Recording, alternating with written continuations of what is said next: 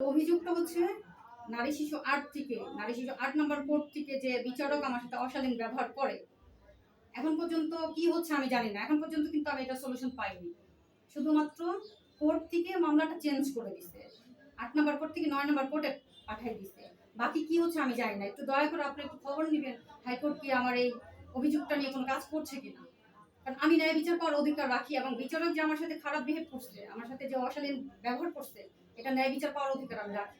বিচারক কি ধরনের অশালীন আচরণ করেছে একটু ভেঙে বলেন। বিচারক আমার সাথে অশালীন আচরণ করছে। আমি খারাপ মহিলা, আমি হোটেলে গিয়ে রাত কাটাই, কেন এগুলো করি?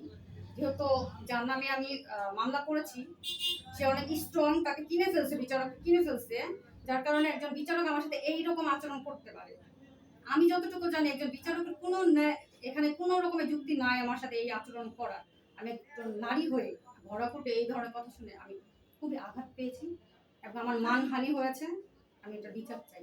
আরেকটা বিষয়, আপনি যেটা বললেন যে ধর্ষণ মামলা সাধারণত বিচার হয় না বা দেরি হয়, আপনি কি জানেন যে বাংলাদেশে যে সকল ধর্ষণ মামলা হয় 98% আসামিরা খালাস পেয়ে যায়?